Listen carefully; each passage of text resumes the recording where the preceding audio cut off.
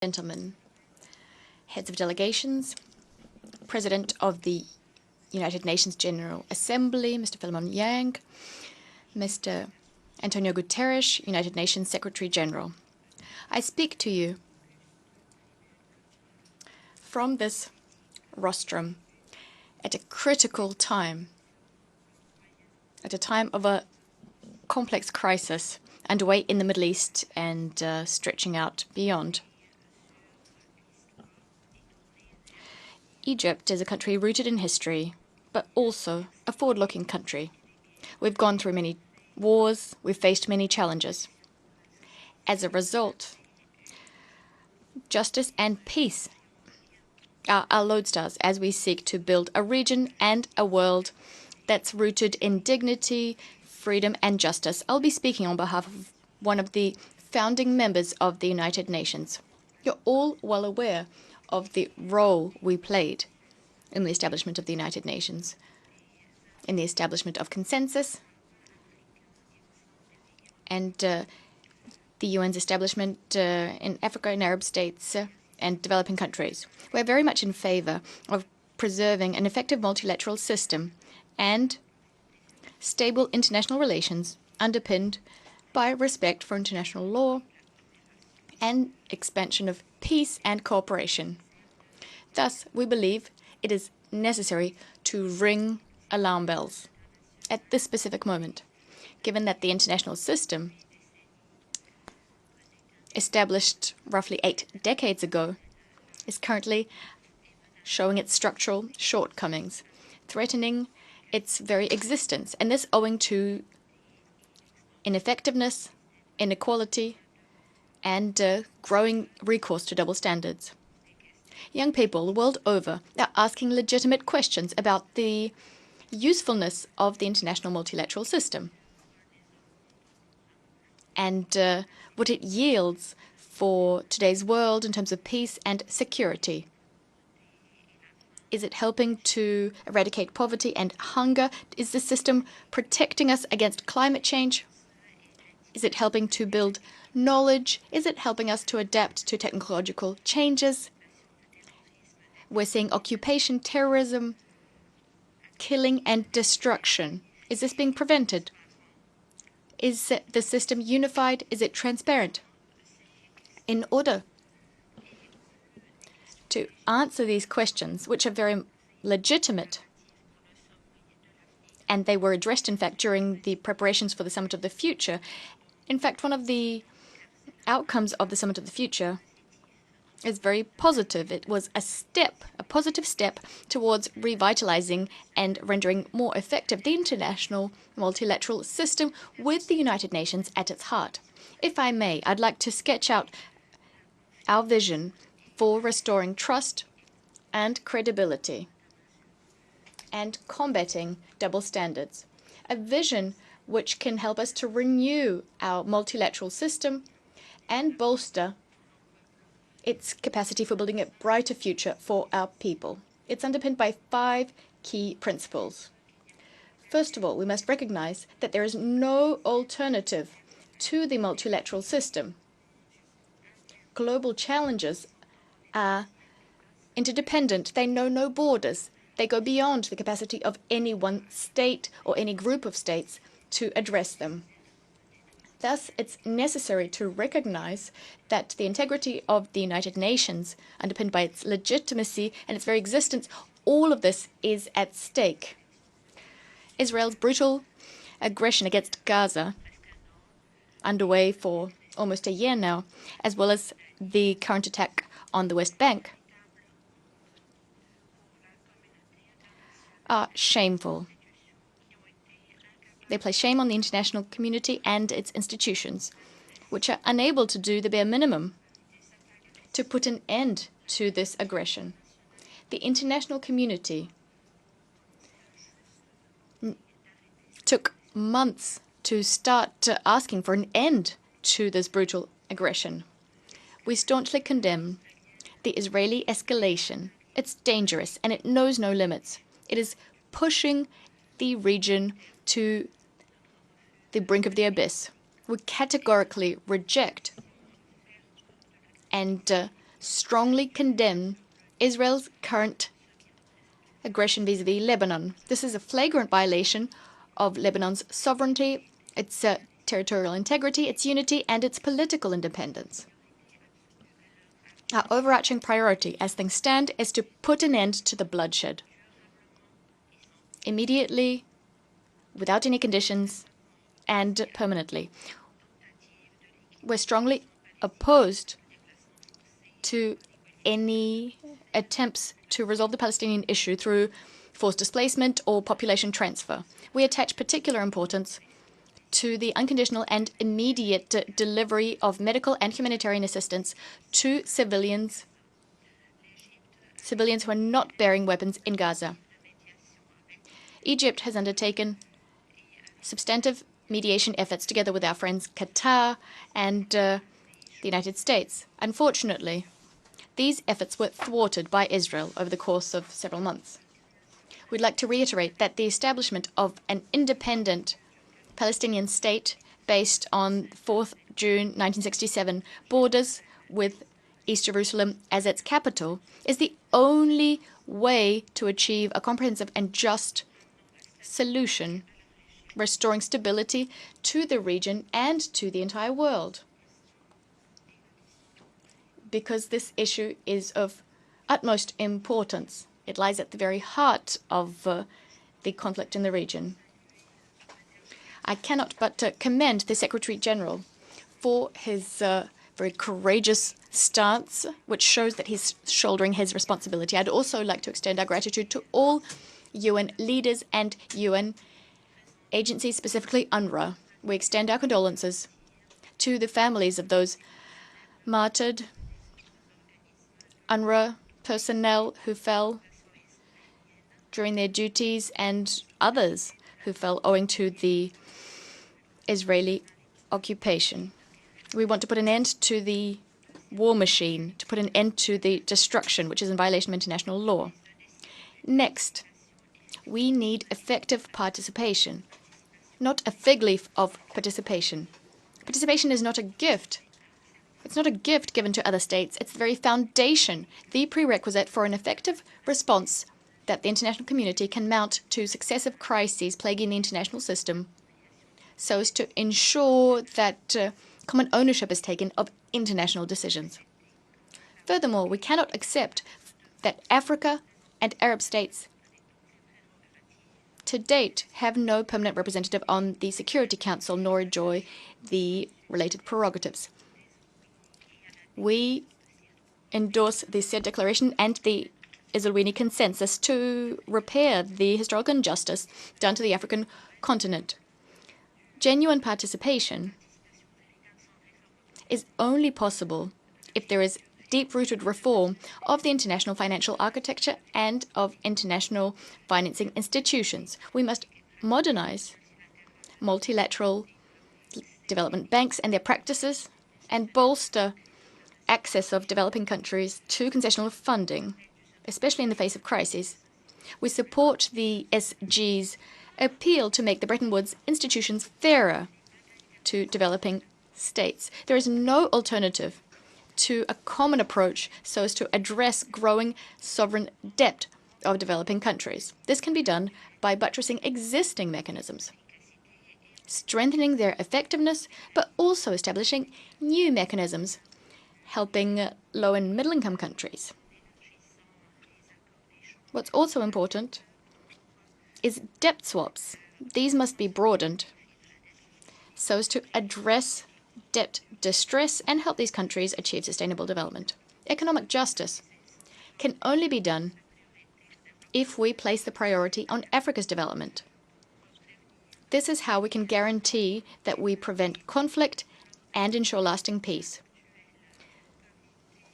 When we held the presidency of the Steering Committee of Heads of State and Government of the African Development Commission, as well as the presidency of His Excellency President El-Sisi, post-conflict reconstruction on the African continent was front of mind. And Egypt will seek to accelerate the development process so as to achieve the African Union's 2063 agenda. This brings me to my third point and principle. Exchange of resources between states, some of which have a comparative advantage, requires us to adopt the principle of common but differentiated responsibility, especially as regards climate change. Governance and natural resources are limited.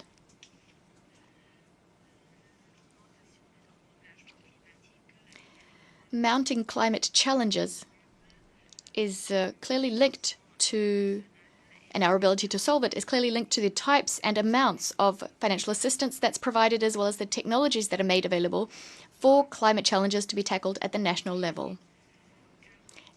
National ownership of climate projects is a guarantee that we align domestic priorities with the Sustainable Development Goals, with due regard for the environmental, economic, and social dimensions, ensuring that the transformation, the green transition, is equitable and does not scupper our efforts to eradicate poverty.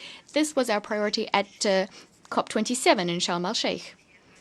Our compass, our North Star, as we seek to achieve effective and practical solutions, is the agreement on the loss and damage mechanism, which aims to help developing countries which are hardest hit by climate change. Fourth, the principle of participation and shared responsibility goes hand in hand with a rejection of unilateralism in the management of global resources and the settlement of disputes that stem from these resources. For instance, transboundary watercourses is a case in point. There's a global water crisis that's affecting Egypt, inter alia. Egypt is a densely populated country located in an arid zone. It is heavily reliant on the Nile to be able to respond to its mounting water needs.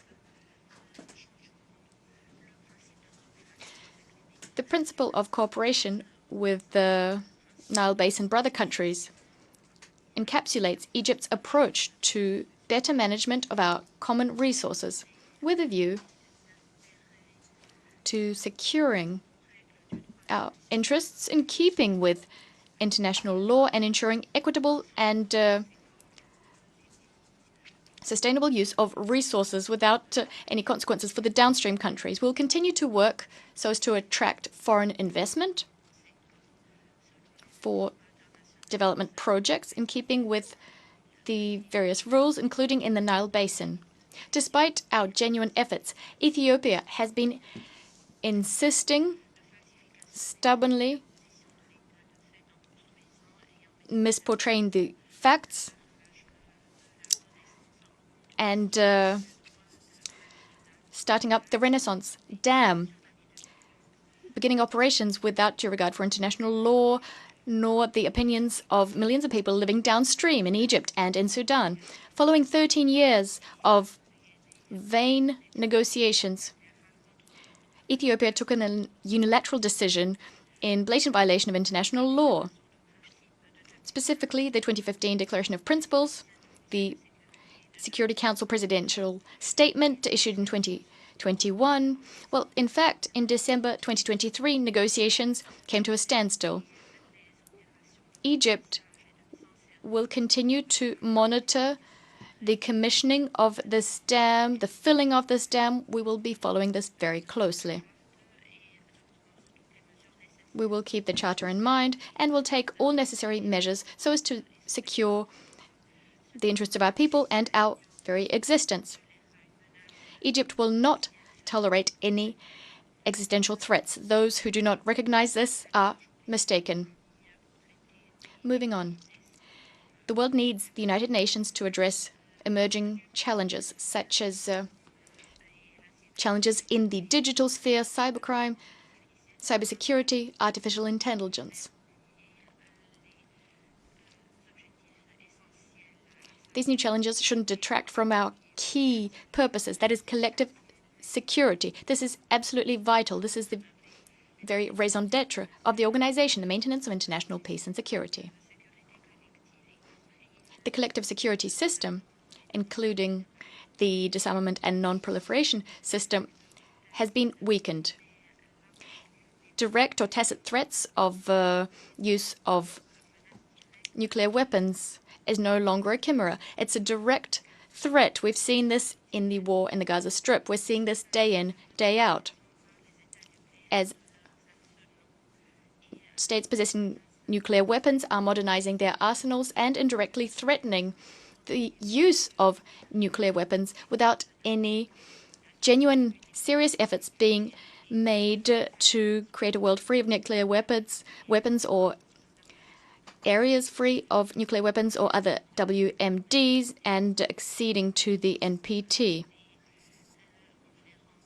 And this despite the NPT review conference's conclusions, specifically the 1995 decision on the Middle East.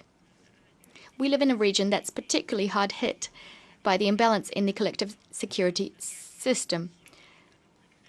This is something that's drawn everyone's attention, and we regret this. That is the increase in Security Council resolutions establishing peacekeeping operations. And this despite the fact that the Security Council is unable to stop this scourge that is conflicts, this disease, nor can it treat the symptoms. And for that reason, the Secretary General, Antonio Guterres, has described the United Nations as an organization babysitting these conflicts.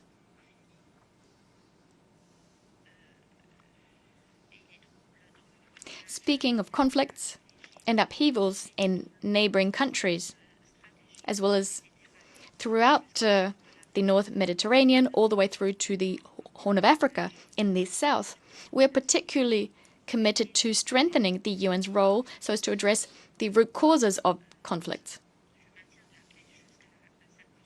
We need to ensure that peace is maintained, but also we need to sustain peace. This requires states to respect the unity and territorial integrity of other states. We also need national ownership of decisions without anything being imposed by external actors. This applies to all crises in the region: Sudan, Somalia, Libya. The way to resolve crises is to strengthen state institutions through comprehensive political processes so as to fill these political and security vacuums, which are being exploited by certain political and confessional forces, by regional and international parties who want to extend their influence at the expense of people and states in the region. Egypt would like to reiterate the importance of supporting an overarching political process so as to address the crisis in Sudan with due respect for the sovereignty, unity, and territorial integrity of that country, Sudan. We must also preserve its institutions, its national state bodies. We support the political settlement in Libya with national ownership thereof. The transition should proceed with parliamentary and presidential elections held concurrently and as swiftly as possible.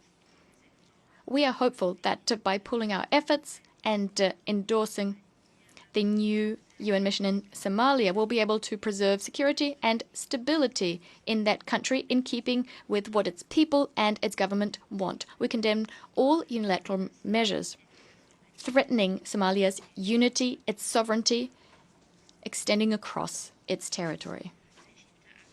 Egypt attaches particular importance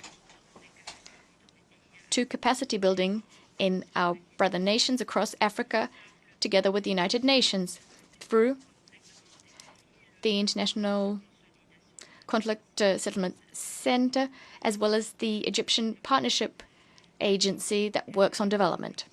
Egypt is committed to working hand in hand with our regional and international partners so as to restore equality and to combat double standards as well as international hypocrisy, and to revitalize the international system, the multilateral system, implementing the various principles I enumerated in keeping with the principles enshrined in the UN Charter. We will be shouldering our responsibilities as part of the humanitarian response that must be mounted to address crises in our region. We're the third country in terms of refugee applications in 2023. Under the leadership of our President El-Sisi, we've been bearing the brunt of the burden, supporting our brothers from other Arab states and African states. Over 10 million refugees are currently being hosted in Egypt. However, there are certain limits which cannot be exceeded because of the burden this implies. The international community is therefore duty-bound to fill the funding gap and to mobilize the requisite resources so as to address the issue of humanitarian operations and meet the needs of refugees fleeing conflict in various countries. Despite international crises and challenges coming one after the other and the ongoing rise in the number of migrants, Egypt will continue its efforts so as to bolster its human capital. We will do this through a national dialogue. We are prioritizing human rights and democracy. And we're not doing this to please external players. We are doing this to fulfill the aspirations of our people, young people, as well as women, so as to achieve gender parity as well. We've just adopted the first national action plan on women, peace and security. We will be implementing our national strategy on human rights. Furthermore, we'll continue working to maintain peace and security in our region and the world over, inspired by the values of the Egyptian civilization, a majestic, long-standing civilization.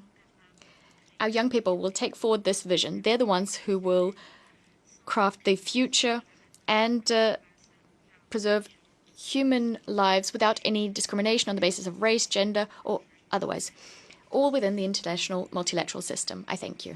I thank the Minister of Foreign Affairs, Immigration, and Egyptian expatriates of Egypt.